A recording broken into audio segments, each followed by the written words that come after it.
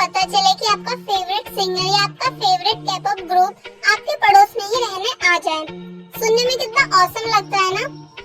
ऐसा ही आज हम इस ड्रामा की स्टोरी एक्सप्लेनेशन में देखेंगे कि कैसे एक नॉर्मल लड़की की पूरी लाइफ चेंज हो जाती है जब उसका फेवरेट K-pop ग्रुप एक्सो उसके पड़ोस में ही रहने आ जाता है।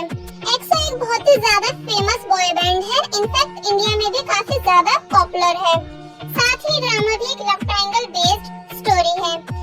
बिना देरी के चलिए स्टार्ट करते हैं। ड्रामा की स्टार्टिंग होती है नाइट से। तभी एक वैन आके रुकती है और उसमें से 4 बॉयज उतरते हैं जो लुकिंग वाइज सीरियल किलर्स लग रहे होते हैं। तभी हमारी फीमेल लीड जियोन ही अपने घर जा रही होती है तो वो नोटिस करती है कि कुछ लोग उसका पीछा कर रहे हैं और ऐसा इसलिए हो रहा होता है क्योंकि वो चारों बॉयज और जियोन ही की लोकेशन एक ही है। तो चलते हुए उन चारों बॉयज की बातें सुनती है जिससे उसे लगता है कि ये चारों बॉयज किसी का मर्डर करके आए हैं और फिर बस वो तभी वहाँ पर गिर जाती है। जैसे वो चारों बॉयज उसे पास से आकर देखते हैं तो वो चिल्ला के वहाँ से भाग जाती है। नेक्स्ट मॉर्निंग जियोन ही और उसकी मॉम एंड उसका भाई ब्रेकफास्ट कर रहे होते हैं तो उसकी मॉम उसे बताती है कि कुछ लोग हमारे पड़ोस में रहने आए हैं।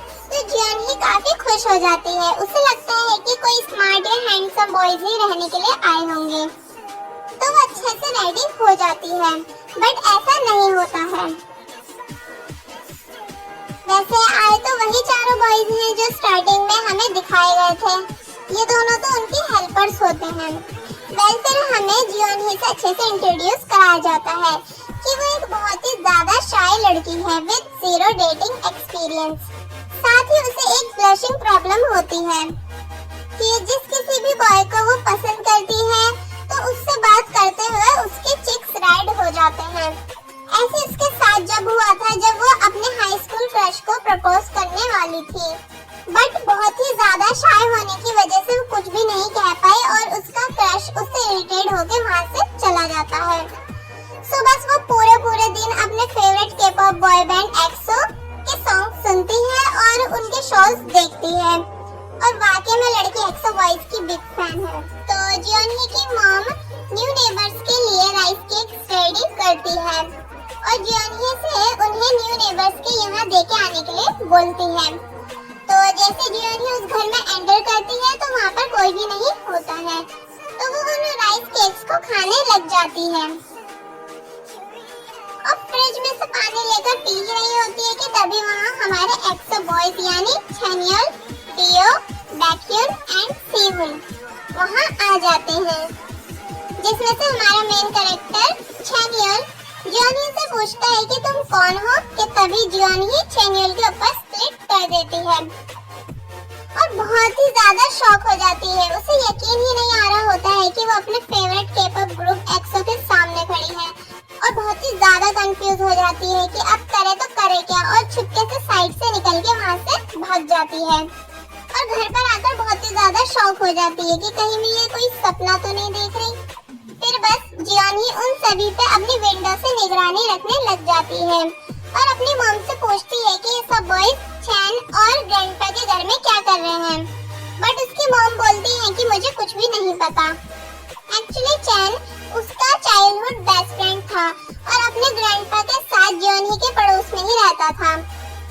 तो जब वो एक्सो बॉयज को सीक्रेटली विंडो से देख रही होती है तो तभी वो तीनों बॉयज जियोन ही को देख लेते हैं तो जियोन ही जल्दी से छुप जाती है। नेक्स्ट डे वो तीनों डिस्कस करते हैं कि वो लड़की कौन थी और जब हमें विंडो से देख रही थी तो उसके चिक्स रेड हो गए थे। क्या वो कुछ सोच रही थी हमें देख के? तो छेनियल बोलता है कि ऐसा कुछ भी नहीं है, उसके चिक्स का रेड होना उसकी एक प्रॉब्लम है। तो डियो बोलता है कि क्या तुम उसे जानते हो? तो वो हंसते हुए मना कर देता है। नेक्स्ट सीन में जियोन ही की मॉम उसे न्यू नेबर्स के यहाँ क्लीनिंग करने जाने के लिए फोर्स करती है और बोलती है कि तुम्हें ये जॉब करनी ही पड़ेगी वरना मैं तुम्हारे रूम को रेंट पर चढ़ा दूंगी। फिर मजबूरन जियोन ही को इस होममेड की जॉब को एक्सेप्ट करना पड़ जाता है। साथ ही जियोन ही की मॉम जियोन ही को उस घर के 2nd फ्लोर के रूम में जाने को मना करती है। एक्चुअली जियोन ही की मॉम को पता है कि उस घर में सेलिब्रिटीज रहने आए हुए हैं और ये सब उन्हें उनके हेल्पर्स बताकर गए थे। वो जियोनही को क्लीनिंग का काम करने को बोलती है ताकि किसी को भी पता नहीं चल पाए कि इस घर में यूनिवर्सल सेलिब्रिटीज रह रहे हैं। वहीं सेहुन की मुलाकात जियोनही के छोटे भाई से होती है। वो उससे कॉफी शॉप की लोकेशन पूछता है तो जियोनही का छोटा भाई सेहुन को अपनी स्पेशल कॉफी बना के पिलाता है और फिर बस वो दोनों दोस्त बन जाते हैं। फिर बस उन चारों बॉयज के स्टूडियो जाने के बाद जियोनही वहाँ जाती है और पूरे घर की क्लीनिंग करती है और काफी खुश भी होती है। आखिर भाई वो अपने फेवरेट सिंगर्स के घर में है तो वो उन सबके सामान को टच करती है, स्मेल करती है और काफी पिक्स भी लेती है और काम करते हुए सेकंड फ्लोर के रूम में पहुँच जाती है जहाँ उसकी मॉम ने जाने को साफ मना किया था। और बस फिर वो उस रूम को देख ही रही होती है कि तभी उसे एक कॉकरोच वहाँ दिखता है और उसे मारने के चक्कर में वो सारे रूम की सेटिंग खराब कर देती है। और तभी वहाँ आ जाता है चैनियल और उससे पूछता है कि तुम यहाँ क्या कर रही हो। तो जियोनही काफी डर जाती है। तभी फिर वो जोर से उसके ऊपर चिल्लाता है तो जियोनही डरी हुई स्टेज से नीचे उतर के वहाँ से बाहर आ जाती है और बैठ के रोने लग जाती है। ये सब देख के डियो को उसके लिए काफी ज्यादा बुरा लगता है तो वो जियोनही को चुप कराने के लिए बाहर आता है और उससे पूछता है कि क्या कोई मिसअंडरस्टैंडिंग हुई है। तो जियोनही बोलती है कि नहीं। तभी वो देखता है कि उसके चिक्स रेड हो जाते हैं तो वो स्माइल करके उसके चिक्स को टच करता है। तो जियोनही अपने ब्लश की प्रॉब्लम डियो को बताती है और रोने लग जाती है। और बस फिर डियो जियोनही से फर्स्ट मीटिंग में ही अट्रैक्ट हो जाता है। वहीं जियोनही का फोन चैनियल के रूम में रह जाता है तो चैनियल जियोनही को उसका फोन वापस देने आ ही रहा होता है कि तभी वो उन दोनों को देख के वहीं रुक जाता है। फिर हमें चैनियल की 1 years old मेमोरीज दिखाई जाती है कि उसका कॉन्सर्ट चल रहा होता है जिसमें वो काफी अच्छे से परफॉर्मेंस कर रहा होता है। बट आफ्टर परफॉर्मेंस उससे अपना लकी लॉकेट एक्सीडेंटली टूट जाता है जिसको वो बहुत ही ज्यादा लकी मानता था। और तभी उसे न्यूज मिलती है कि उसके ग्रैंडपा की डेथ हो गई है। एक्चुअली लॉकेट चैनियल को उसके ग्रैंडपा ने ही दिया था अपना लकी चार्म बता के और ये भी बताया था कि उनके पास इसमें का एक दूसरा लॉकेट भी है।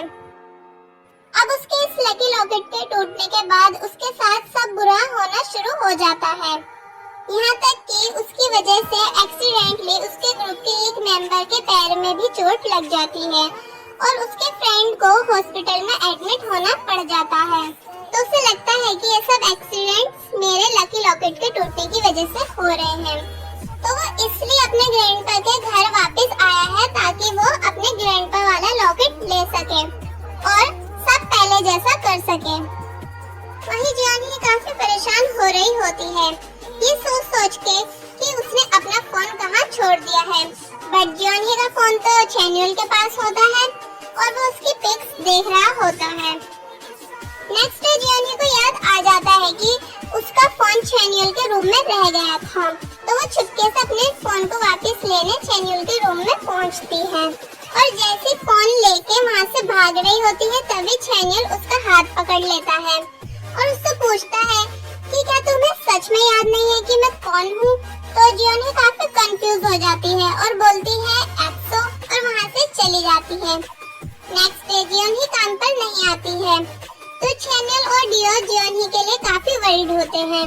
तो सेहन को जियोनही का भाई बताता है कि उसे फीवर है तो डियो जियोनही के लिए कॉफी कैन और उस पर एक गेट वेल सून की चिट लगवाकर भिजवाता है बिकॉज अब वो कंफर्म है कि वो जियोनही को काफी ज्यादा लाइक करने लगा है। नेक्स्ट डे जियोनही वापस काम पर आती है तो चैनियल जियोनही से फिर से वही क्वेश्चन करता है और बोलता है कि तुम वापस क्यों आई हो, क्या तुम्हें पैसों की जरूरत है। ये सुन के जियोनही को काफी ज्यादा बुरा लगता है और वो उस रूम से जा ही रही होती है कि तभी चैनियल जियोनही का हाथ पकड़ लेता है और अपने सभी मिसबिहेवियर्स के लिए जियोनही को सॉरी बोलता है और बोलता है कि जब तक तुम यहाँ क्लीनिंग कर रही हो तब तक मैं बाहर खड़ा हो जाता हूँ। तो जियोनही भी चैनियल को उसके रूम को स्पॉइल करने के लिए सॉरी बोलती है और बोलती है कि मैं कोई परवर्ट स्टॉलकर नहीं हूँ। I know you don't care but मेरा भी ही छेनियल उस रूम में अंदर आ जाता है और बोलता है कि मुझे तुम्हारा नाम पता है, जी यॉन ही। जिसको सुनने के बाद जॉनी पूरी तरह शॉक हो जाती है। आई होप आप सभी को फर्स्ट पार्ट की समझ में आया